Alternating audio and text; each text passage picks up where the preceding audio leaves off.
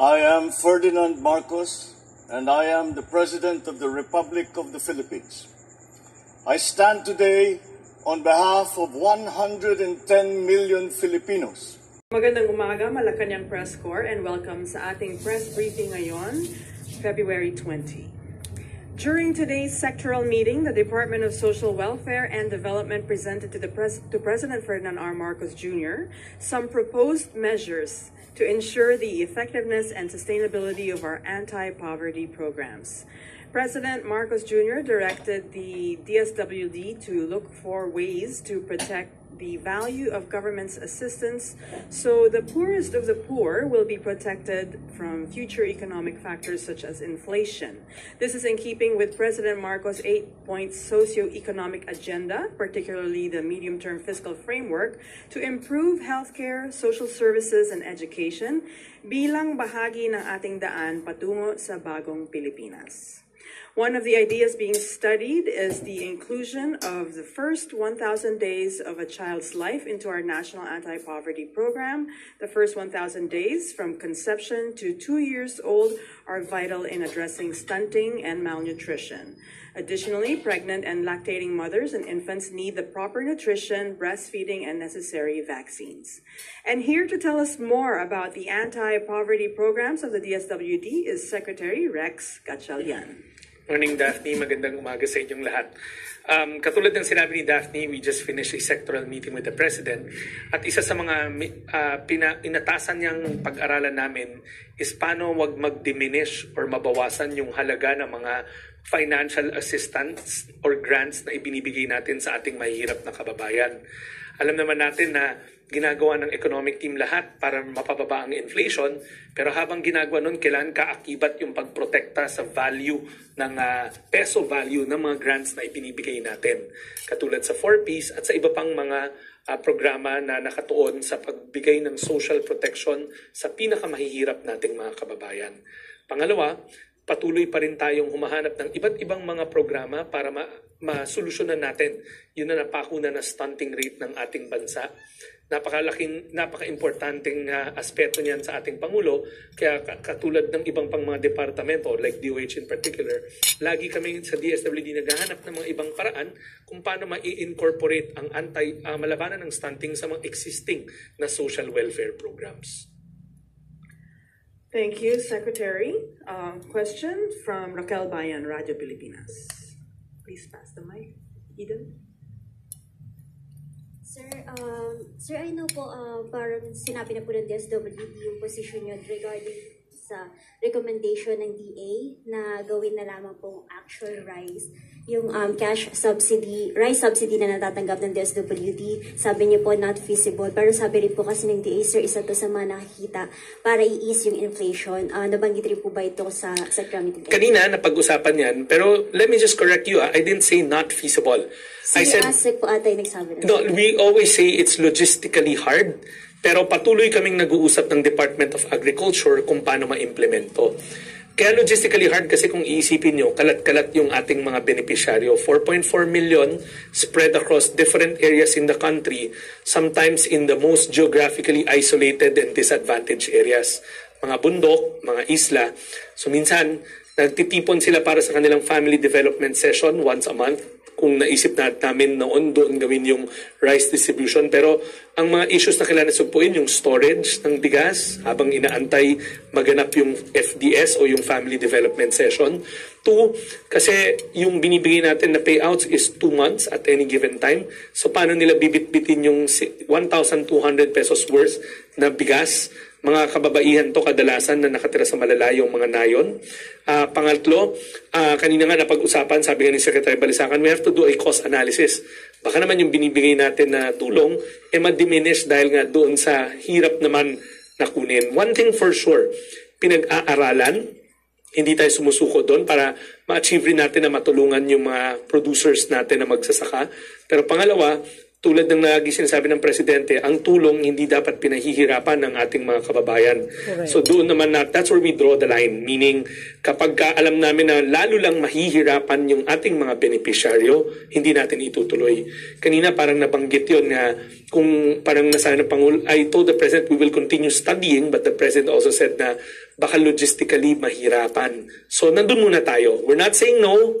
Studies are ongoing.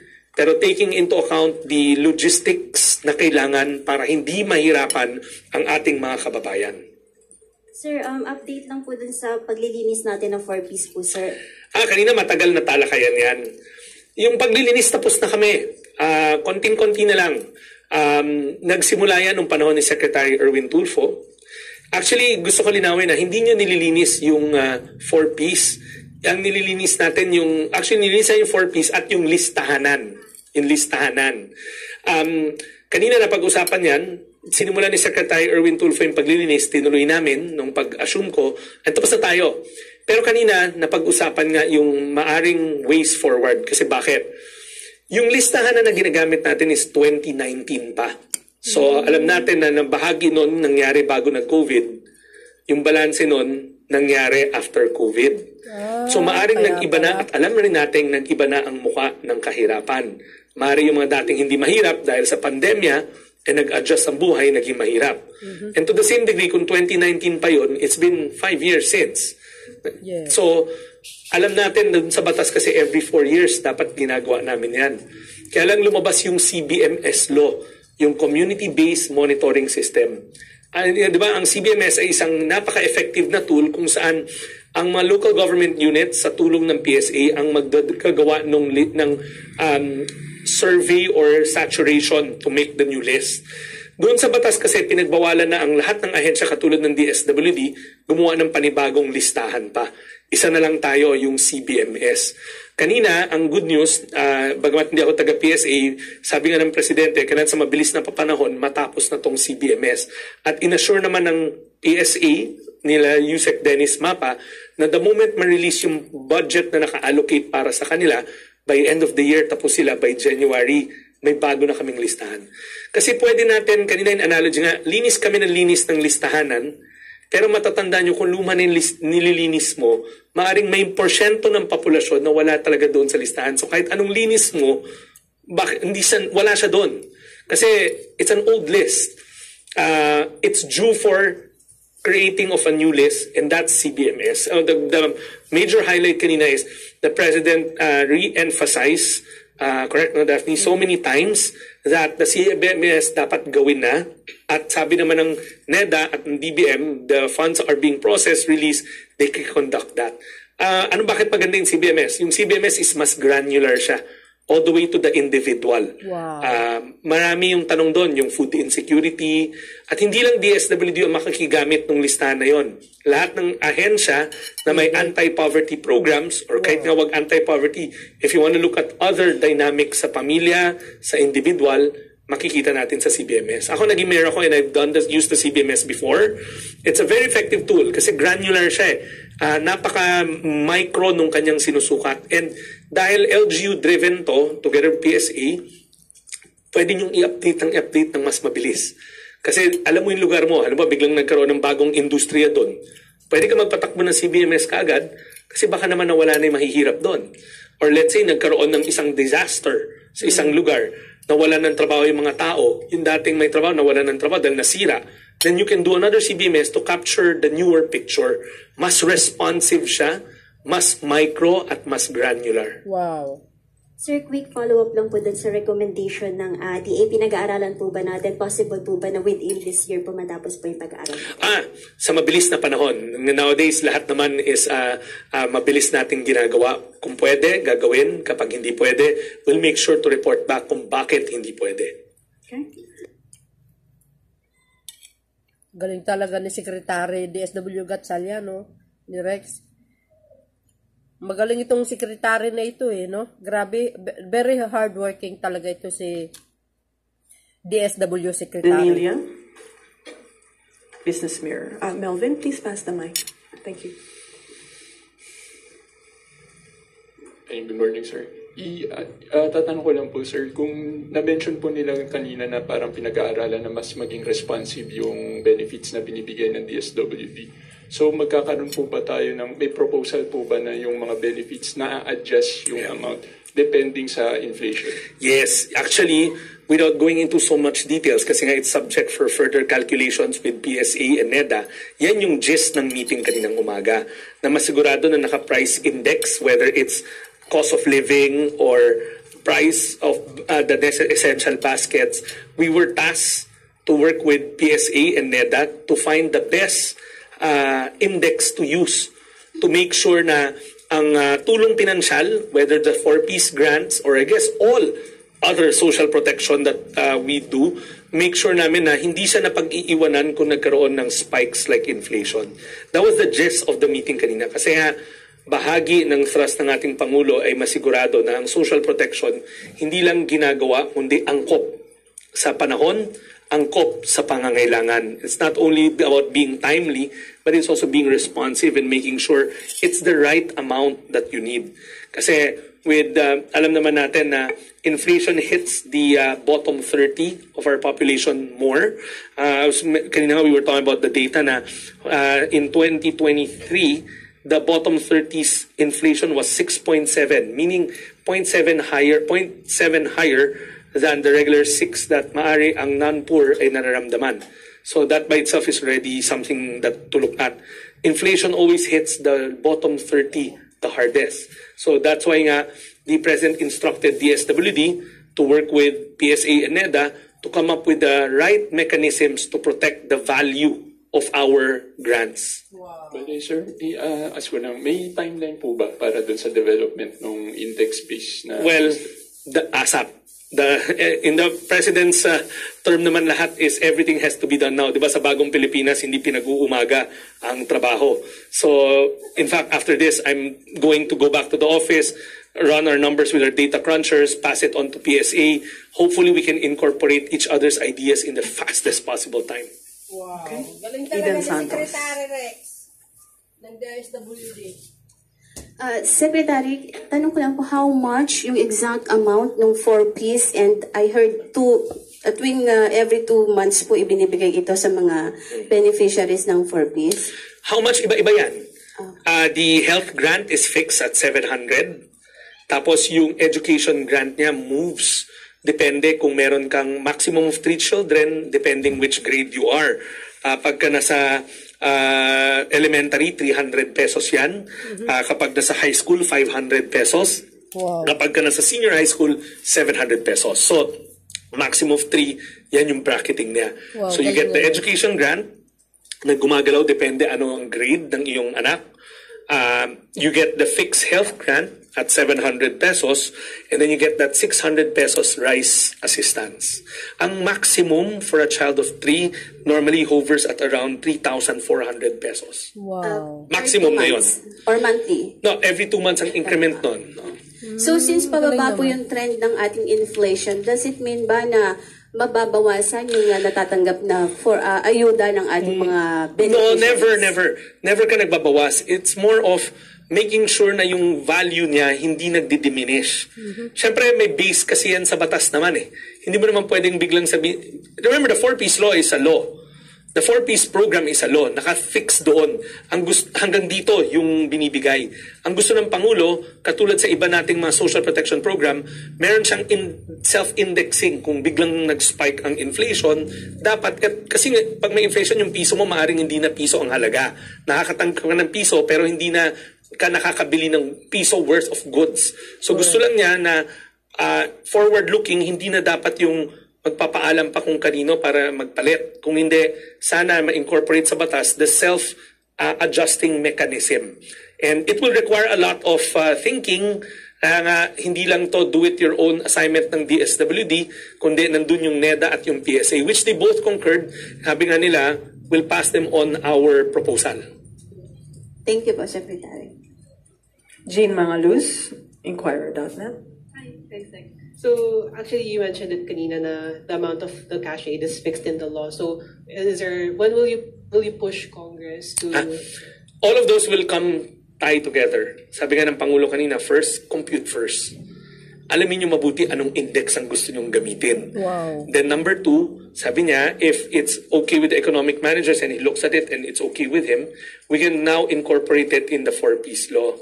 Hopefully, we can, we're hoping na we get to introduce it in a LEDAC, but give us time to compute first. Ayaw namin na magkamali yung index na gagamitin. Kasi there are plenty of index from what what we heard this morning from our economic team. There's the based on consumer price index, diba? Meron rin yung essential basket cost.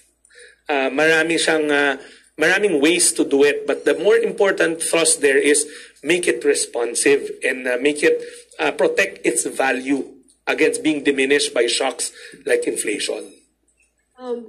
Quick follow-up. We know that inflation has eased recently, but prices are still quite high. So what's the possibility of providing an inflation package, especially to the poorest of the poor? Okay.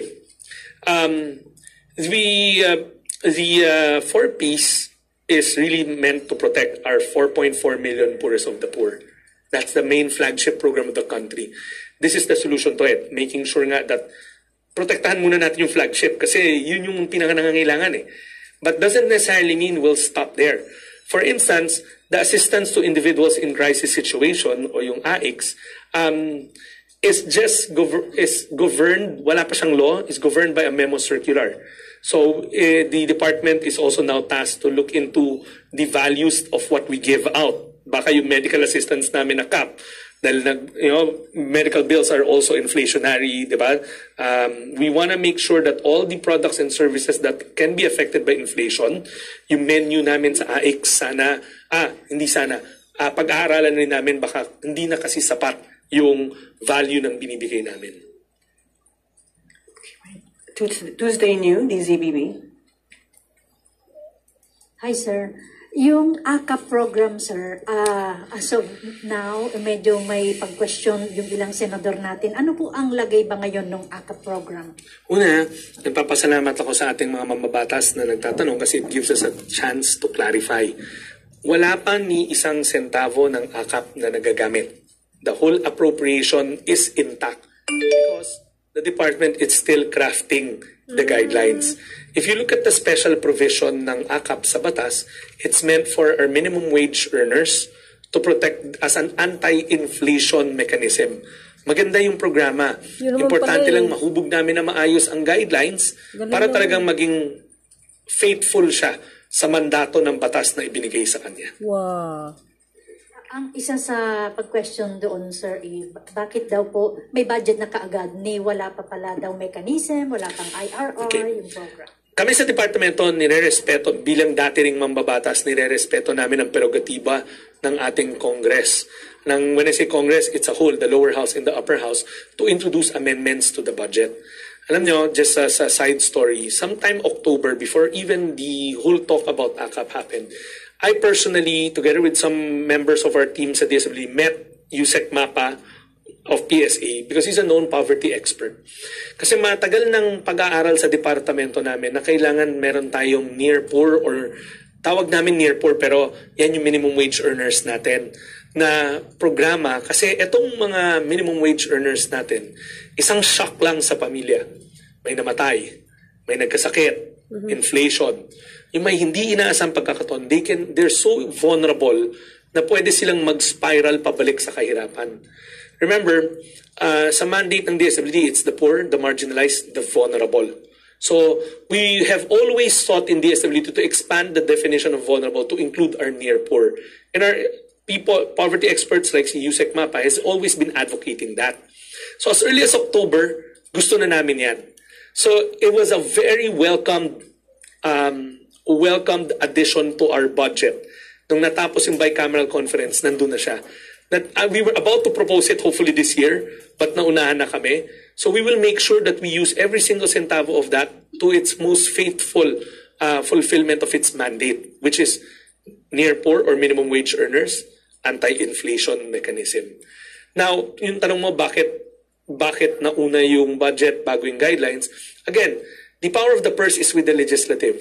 We submit a proposal, but based on their wisdom, because they do a lot of public hearings, a lot of committee hearings, sila mismo nakita nila yung value ng paglagay nun sa budget namin as an amendment. And that's also, again, the part of the power of the purse to amend what we submit. Also, this is not the first.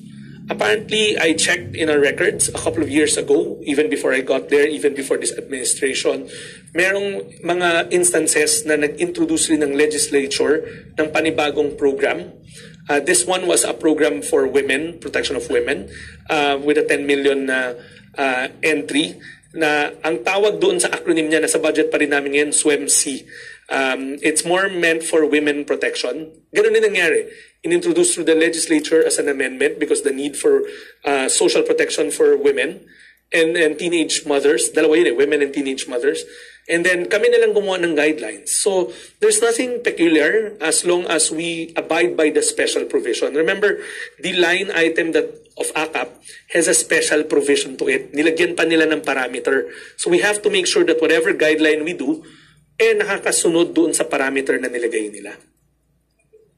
Okay, Alvin Baltasar, PBS. Secretary, good morning po. Doon sa AKAP lang, mukhang sa Congress wala naman kayong problema tungkol doon sa programa yan. Mukhang sa Senate lang yata. Hindi ba naiipit ang DSWD para sa... I've always said this. Matagal na namin gusto yan sa departamento. And if I am invited in any of the chambers, whether Congress or the Senate, I will gladly explain the rationale why we like a program for the near poor. Gusto namin ipaliwanag kung bakit mahalaga magkaroon ng ganitong klaseng ayuda para sa ating mga minimum wage earners, sa mga sales lady, sa mga kahero sa mall, sa mga janitors, Galing sa mga naman. security guard.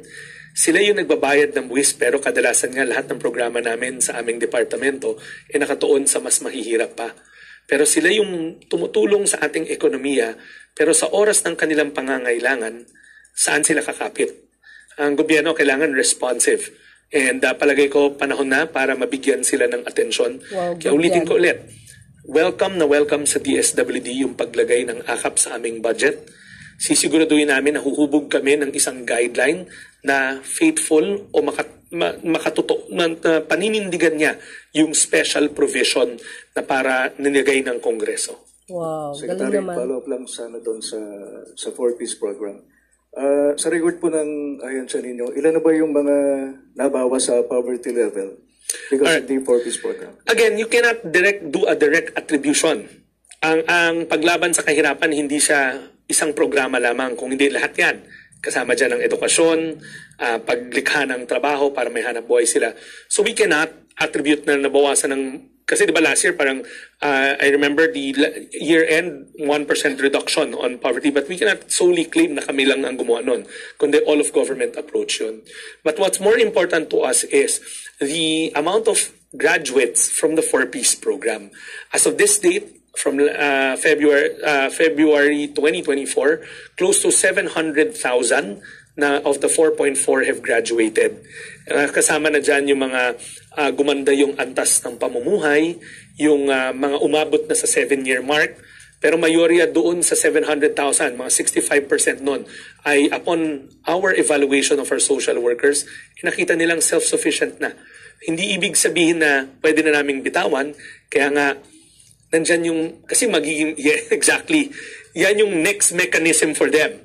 Na kung bigla na naman nagkaroon ng dangers of vulnerability, programs like the AKAP can prevent them from spiraling down to poverty. Imagine mo, pinagpundaran natin ng 7 taon yung tao makaahon sa kahirapan. Naangat mo, ito yung poverty line, nakatungtong lang siya slightly, visually, tignan, di ba? Tapos biglang, may nangyari lang. Balik na naman siya doon sa ilalim, di sayang yung pinundar nating lahat. So you need these support crutches, tawag ko sa nila, parang saklay, na sa oras ng pangangailangan, hindi sila mahulog pabalik sa kahirapan. Or else this becomes a vicious cycle. Number 2, let's not, alam nyo, ang 4-piece is the flagship anti-poverty program of the government for years. But we also have to look at its main goal. Ang una niyang goal talaga is putulin ang kahirapang na isasalin mula sa isang henerasyon patungo sa pangalawang henerasyon. Bakit ko sinabi yun? Kaya kung titignan niyo yung condition niya, dapat yung anak mo na sa paaralan. Hindi mo makukuha yung grant mo kapag hindi niya tinapos yung mula daycare hanggang sa senior high school. That's precisely why pag susukatin nyo kaagad si 4Ps ngayon, marami mga ekonomista at anti-poverty expert nagsasabi, hindi pa napapanahon. Pero tignan natin a couple more years kung nabali niya talaga yung anti-generational poverty, intergenerational poverty. Pero we're already seeing signs of success. Meron tayong mga success stories na sa social media namin yan, yung mga nakatapos na yung anak, naging valedictorian na ng batch nila, naging inhinero, then sila ngayon kumakayod para sa kanilang pamilya para hindi maulit na sila yung nagpapaaral sa kanilang mga kapatid kasi ayaw na nila mahulog ulit sa kahirapan. Secretary, you mentioned that breaking the cycle of intergenerational poverty, and also today you explored the idea of including first 1,000 days. Maybe it's time to share the importance of nutrition from conception and what role it plays in terms of development and... Daphne, that's a very good question. We spent a long time talking about that this morning. Sa bottom 30 kasi, ibig sabihin yung 30%, yung pinakamahirap na mga kababayan, very prevalent pa rin ang stunting. So, ang tanong pabalik, di ba nasa 4Ps nga sila? Bakit? Ang sagot namin kasi doon, napansin namin na dahil yung health grant natin fix 700, walang insentibo sa kanila na magparehistro pag nabubuntis sila sa health center. Walang monitoring for their children na 0 to 2. Kasi kahit na isang anak mo, dalawa anak mo, o tatlo anak mo, 700 pesos pa rin yung matatanggap mo. It's fixed. Unlike sa education grant, it's a variable. Kung tatlo yung anak mo at nasa school at iba-ibang antas, iba-iba yung value. So ang isa sa mga panukala namin is, we keep the health grant. Panukala lamang to. Ayoko naman ma-taken out of context. We keep the health value, the health grant value at 700. We keep the meaning, when I say keep, based on that automatic baseline indexing. But the new component doon is we might want to introduce, sabi ko sa Pangulo, a first 1,000 day grant kung saan ang mga buntis hanggang may anak ng 2-year-old, may panibago silang grant that only lasts until matapos sila doon sa life stage na yon. Para may insentibo sa kanila to look for yung tawag namin health-seeking behaviors. Ibig sabihin, mapipilitan sila pumunta sa health center, magparehistro kasi buntis sila. Kumuha ng prenatal care, postnatal care, postpartum treatments, pagdating ng 0 to 2, yung immunization. May data kasi kami pinakita kanina na yung immunization mababa at it's only at 18% for our 4Ps beneficiaries. Kasi nga, kumbaga, pag malayo na yung lugar na tinitirahan mo, nasa bundok ka, nasa isla ka, luluwas ka na malayo, magastos para sa'yo eh. Pero if we suddenly introduce a first 1,000 day grant to defray the cost of commuting to your health center, maring ma-encourage silang pumunta sa mga health center.